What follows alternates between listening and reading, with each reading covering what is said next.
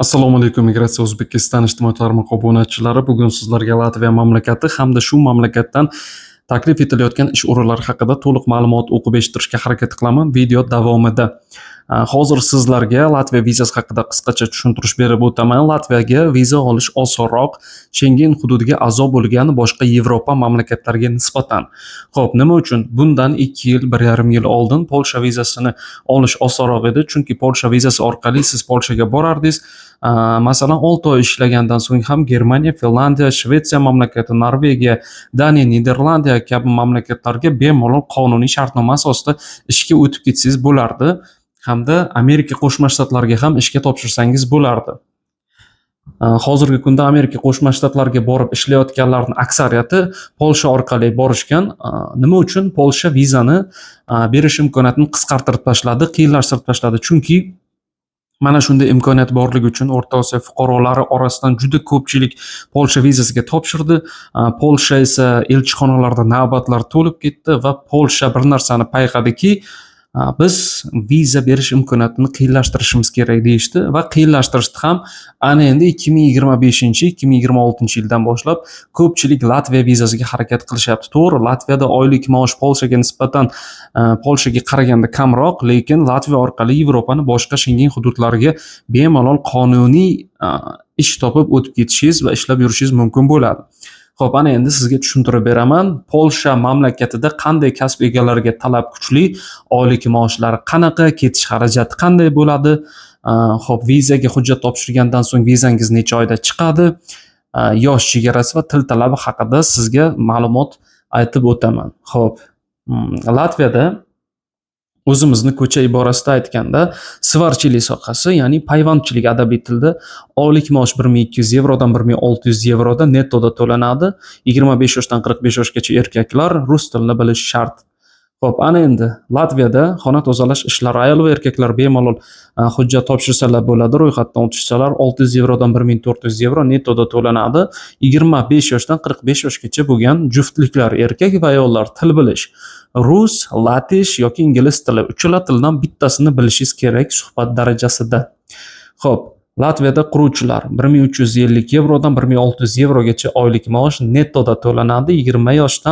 25 yoshdan 40 yoshgacha erkaklar rus tilini bilish shart. Xo'p, Latviyada duradgorlik, ya'ni yog'och eshiklari ishlab chiqarish korxonasida ish. Soatiga 8 yevro, 1300 yevro oylik maosh nettoda to'lanadi. Erkaklar 20 yoshdan 45 yoshgacha. Keyingi ish o'rni operatorlik 1200 yevrodan 2000 yevro nettoda to'lanadi. 25 yoshdan 40 yoshgacha erkaklar rus tilini bilish shart. Keyingi ish o'rni esa Latviyada bu ham 1200 yevrodan 1500 yevrogacha nettoda to'lanadi. 22 yoshdan 48 yoshgacha oshpazlar 5 yillik ish tajribasi bo'lishi kerak.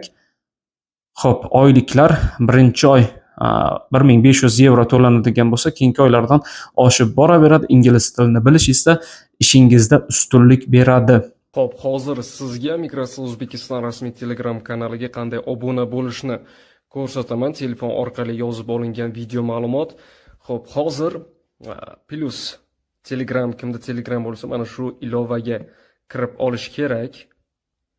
Mana shu ilovaga kirganingizdan so'ng bu yerda poisk tugmasini bosasiz, ya'ni o'zbekchada qidiruv, va mana shu yerda katta harflar bilan migratsiya deb yoziladi va bu yerda pastki chiziq O'zbekiston.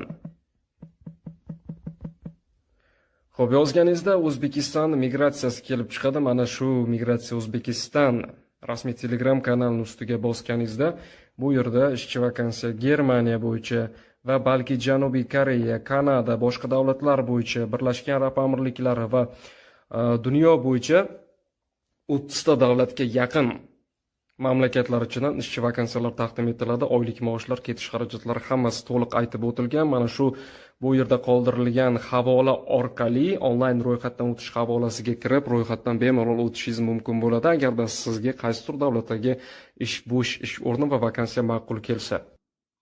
Xo'p, ana endi sizga yevro Yevropaning Schengen hududi haqida, Schengen hududiga nechta davlat kirishi va nechta davlat kirmasligi haqida ma'lumot beraman.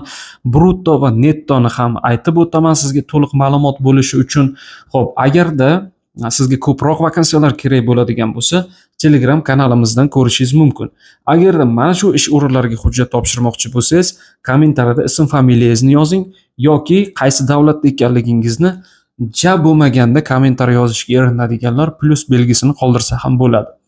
Ana endi Yevroittifoqiga a'zo bo'ladigan mamlakatlarni aytib o'taman. Xo'p, Yevropada o'zi 44 ta mamlakat bor. Bular ikkiga bo'linadi. Yevroittifoq Schengen hududi va Schengen hududiga kirmaydigan mamlakatlar. Xo'p, Schengen hududiga kiradigan mamlakatlar deylik, siz Latviyaga ishchi viza orqali bordingiz. Mana shu vizangiz orqali Germaniya, Niderlandiya, Shvetsariya, Norvegiya, Finlandiya mamlakatlari, Fransiya, Italiyaga bemalol o'tib qaytishingiz mumkin. O'zimizda viloyatdan viloyatga o'tgandek gap. Pul birligi ham valyutasi bu yevro. 29 ta hududga amal qiladi. Pul birligi bo'yicha ham muammo bo'lmaydi. Mana shu Schengen hududiga kiruvchi mamlakatlarni nomma-nom aytib o'taman. Bular Germaniya, Fransiya, Italiya, Ispaniya, Portugaliya, Niderlandiya, Belgiya, Avstriya, Shvetsiya, Daniya, Finlandiya, Gretsiya, Polsha, Chexiya, Slovakiya, Sloveniya, Vengriya, Estoniya, Latviya, Litva, Lyuksemburg, Malta, Xorvatiya, Ruminiya, Bolgariya, Norvegiya, Shvetsariya, Islandiya, Liechtenstein. 29 ta mamlakat.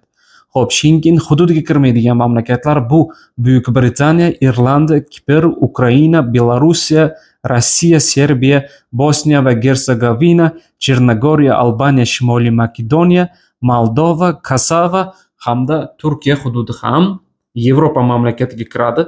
Bu mamlakatlar Schengen hududiga a'zo bo'lmagan. Deylik, siz bu yerdan Buyuk Britaniyaga ishga bordingiz.